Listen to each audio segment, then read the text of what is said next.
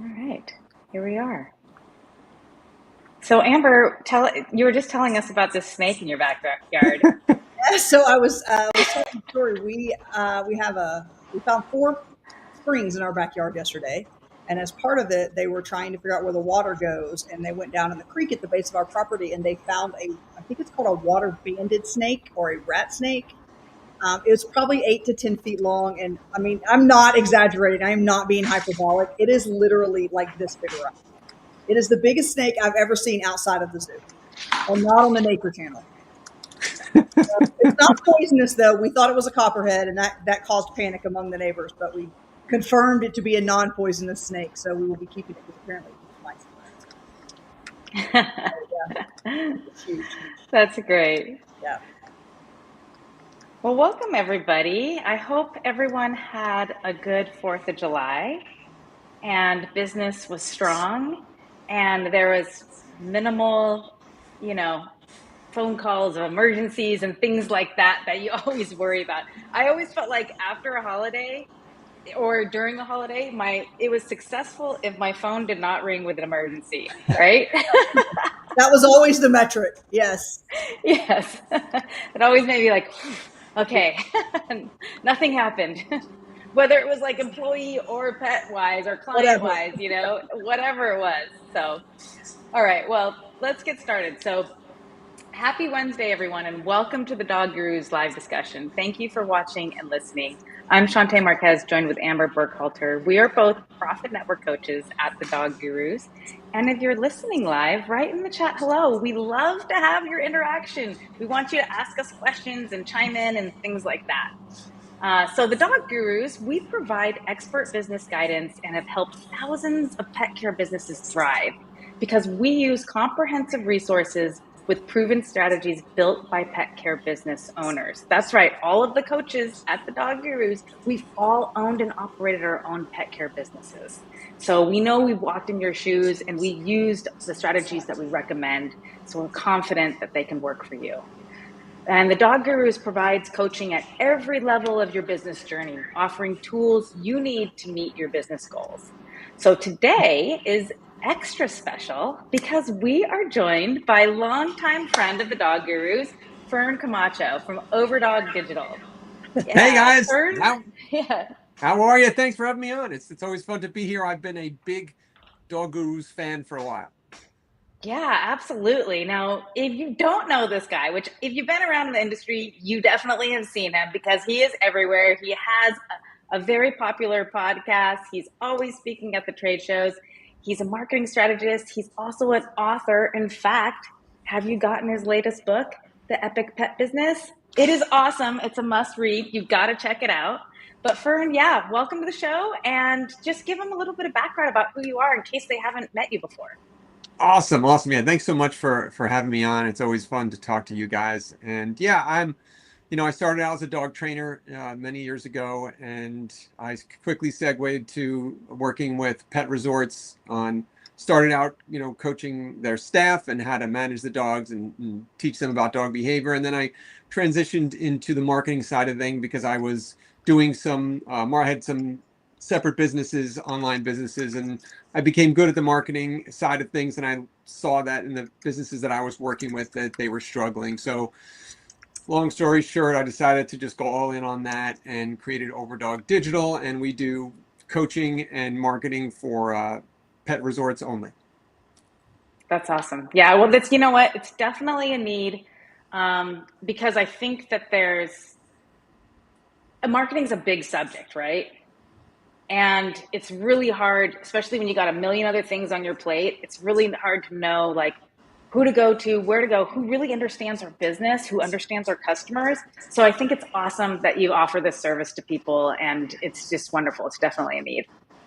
Yeah, I mean, there's a lot of owners are juggling a lot of things, and they can only do so much. And there's some things they should be doing, and some things they should be having somebody else do, so they can focus on taking care of their customers. And marketing is usually one of those things. Yeah, absolutely. So let's just dive into it. First of all, I want to talk a little bit about website design. Can you tell me, like, what are some of the top, like, mistakes that you see when you review people's websites? Like, what are those like do's and don'ts of website Sure. design? Yeah, I think first off, like I don't think people, I think they really underestimate the value of their website and really understand how it can impact their business. We are more and more a digital society, so it is very important. I always call a website your digital storefront. So we want people walking by your storefront to have a good experience and be intrigued to go further. So your website has to not only be a really good aesthetic design, but it has to be functional and designed to get people to take that next step.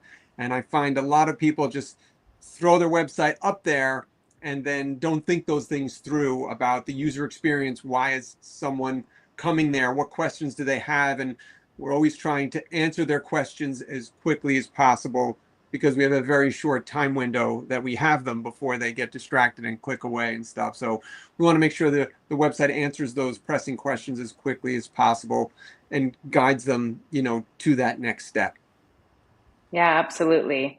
Absolutely. Like I think there's just certain sections of the website that is, you just got to get right. Like the hero section, the very first thing that they see when it loads. You need to have a call to action in that. Um, you know, I think that also just having it aesthetically pleasing with like updated photos is huge, and actual like photos of your facility too, or of your staff. I mean, those bot photos are great too, but it's nice to actually show a little bit about really like what they're going to expect when they walk through your doors. How do you feel about that?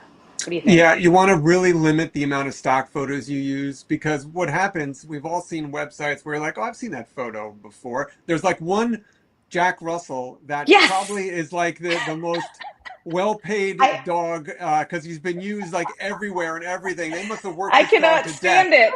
because he is everywhere. So as soon as I see that, I'm like, well, you got to change that because everyone's got him on the site. So Yes, you want to I hate limit. that Yeah, picture. he's like everybody knows him. Yes, you said it, and I was like, I know that dog is Yeah. loaded with Cucumbers Yeah. on the eyes, Yeah, they it's dressed in him all up. different poses. this. Yeah. So like you want to, and it doesn't really tell anything about your specific resort. Remember, these are people's fur babies. You need to have a level of trust before someone's going to give you their dog or cat or whatever the pet you're working with. And they need to have a level of trust so that the more they can see the real resort, the real people doing that, the more that trust is going to come through. So in the beginning, you just open up, you don't have any real pictures, you got to rely on stock images, but we want to transfer over to real images as quickly as possible to make sure people can really understand what your resort is and what they can. I always say you want them to picture their dog in those pictures. You want to picture them in the play groups, in the suite. If they can picture it there, they're going to feel more comfortable. Yeah, and I always thought it was important to, I think we have a tendency, because we're all dog lovers, that we want to just show pictures of the dogs. But what it's really important to show your staff connecting with the dogs in those photos. So don't leave your staff out of those photos. I think that's important.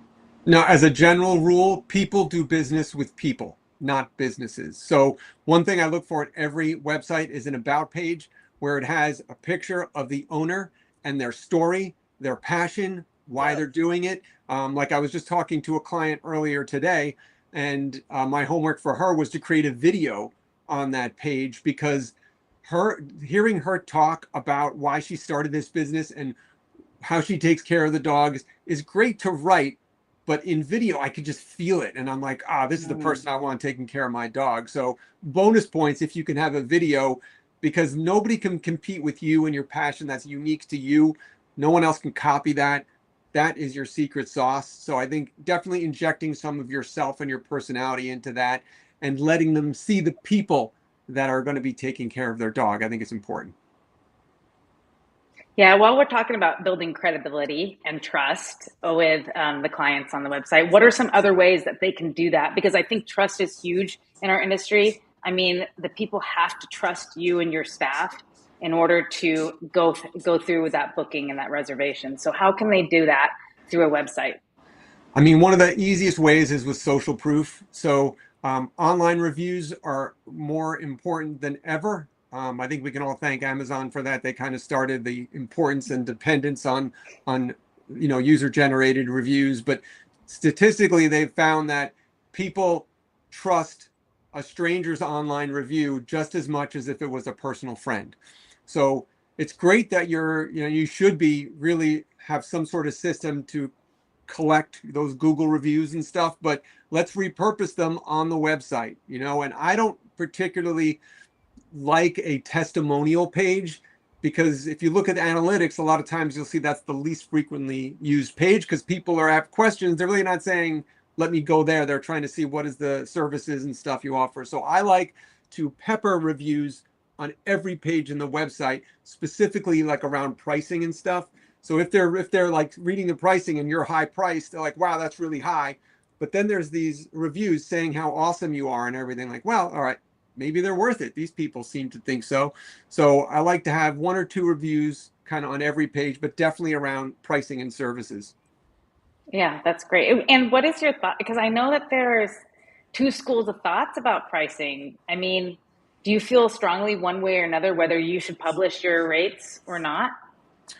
Yeah, that is a very polarizing, for some reason, very polarizing, topic. It is. It is. Okay. Very strong feelings about this. Yeah. Yeah, for sure. So I do have strong feelings on it as well, but it's just my opinion. I believe you should have all of your pricing on your website, and this is why I say that. Number one, if you have to get someone on the phone to convince them that you're worth it, your website's not doing the job that it should. Your website should convince people that you're worth the amount of money. You shouldn't have to convince them and everything. Also, I think it's okay for big ticket items. So if you're selling something that's $1,000, couple $1,000, that might take a phone call to answer questions and pre-qualify them. Under $100 or so, you got to put, because people, they're impatient. They want stuff right now. And if they're like, okay, I need to board my dog, let me do some Googling and figure out if I can find a place. And they look at 3 websites, 2 of which have pricing on them, the one of which doesn't. If the one that has pricing on it fits their needs, why should I do a phone call now if I can solve my problem right now? And they're going to go to the one that solves their problem the quickest. So that's why I like it. They have limited time, and we want to make sure that we're taking care of them and they don't have to go somewhere else. And the more steps you make people take to do, like, you want to remove the friction in your sales process. The more steps people take, the lower your conversions will be. Yeah, that makes sense. That makes sense. Now, I didn't have all of my prices scheduled, but I had my rates where they starting at. Yes. And so if it kind of fit within their budget, we wanted the opportunity to talk to them and make that relationship with them, find out what their needs are, and then recommend services. But I totally see what you're saying, and you make a really good point too. So a range is good too, especially now a lot of software has dynamic pricing built in. So if I may not know what the pricing is, because it could be July 4th might be different than July 7th. So I like that. Okay, boarding starting at, or something like that. Yeah. At least it gives them an idea of the ballpark. Okay, that I can do that. And then they can go in and figure out what their price is based on availability and demand and stuff. So that's totally cool too. And I think, you can't put pricing on if it varies. Yeah. I mean, it's all good points. So, there's not one way to do one right way to do everything. There's a million ways to do everything. Yeah. And every business is ran differently too. So people ask me all the time, like, if they go through coaching with us, like, what are you gonna tell us how to follow your steps? And I'm like, no, we help you where you're at. We're not going to tell you it's our way or the highway. So same kind of thing. So, yeah, it's not a one size fits all thing. Yes, absolutely. So let's move on to SEO, because I think this is a huge subject with websites, and this is probably why you should outsource your website design. If you're not an SEO expert, I mean, like me, I would not have the patience to like really think about how I'm writing everything and make sure it's like with SEO in mind. But Fern, what do you got to say about that? So search engine optimization is a very, very complex thing. So it's very hard for somebody to kind of do it on their own unless you've gone a really, really deep dive. Even me, I have taken courses, I've gone in. I had to hire an SEO guy for our team because I couldn't keep up with it. Also, Google changes their algorithm monthly. Like, and they don't tell you, and they don't tell you when they're doing it, and they don't tell you what you did. So I'll talk to my SEO guy, and he's like, yeah, Google made an update. I'm going to need a couple days just to see what they did and figure out how we adapt to it. Like, you just got to figure it out. So they're constantly changing and adapting things. So SEO, basically, there's two different kinds of SEO. There's what's called local SEO and website SEO. Local SEO is your Google business profile.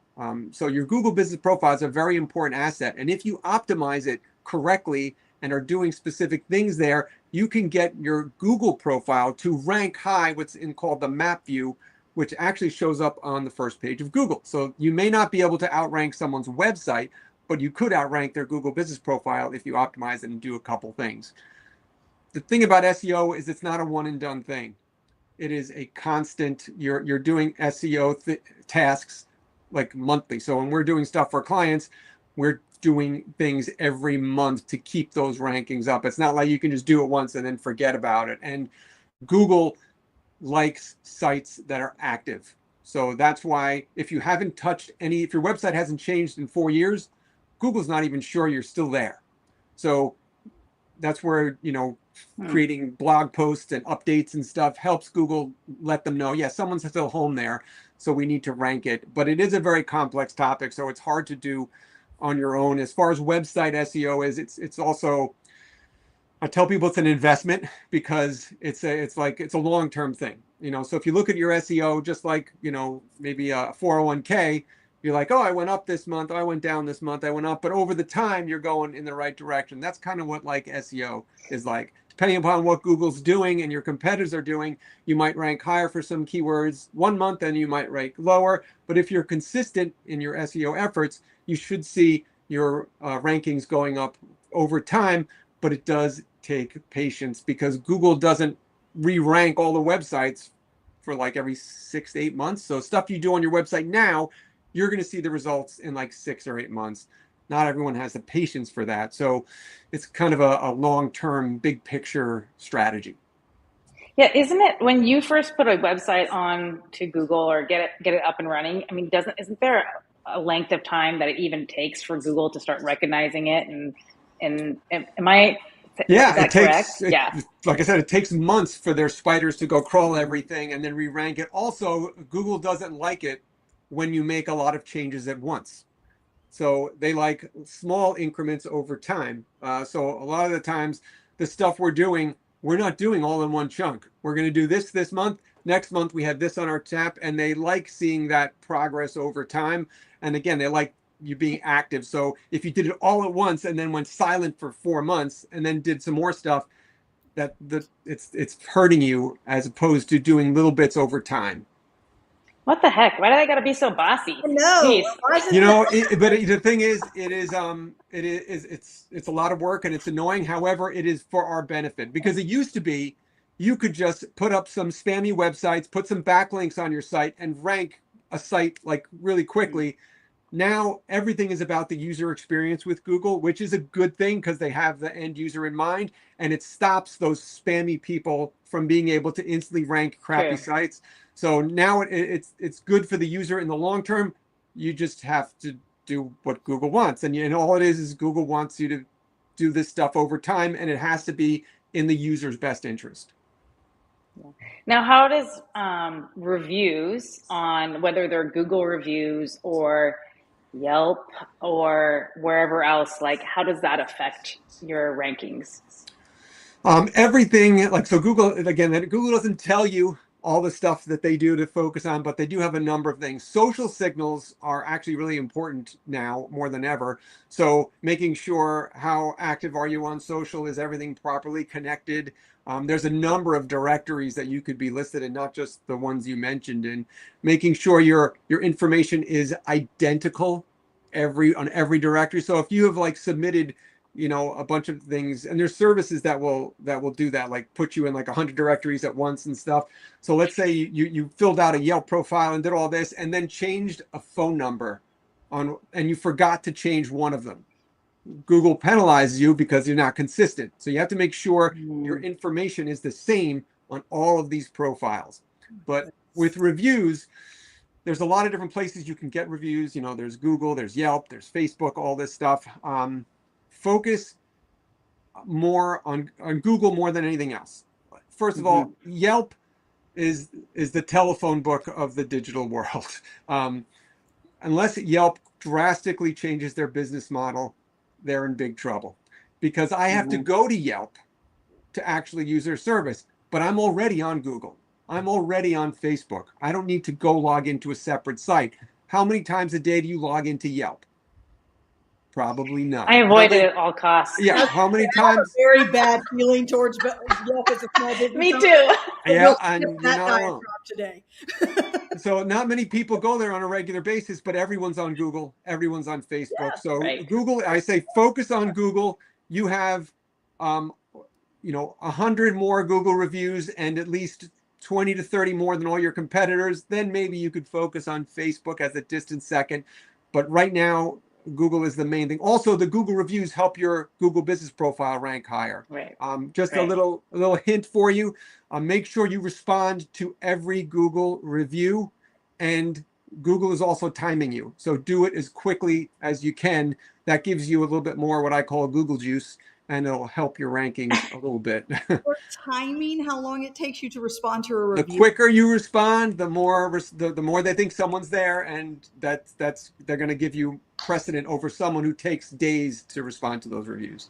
And this, my friend, is why you will always have a job. It's exhausting to keep up with everything. In the last 7 minutes, I'm like, you have got to be kidding me.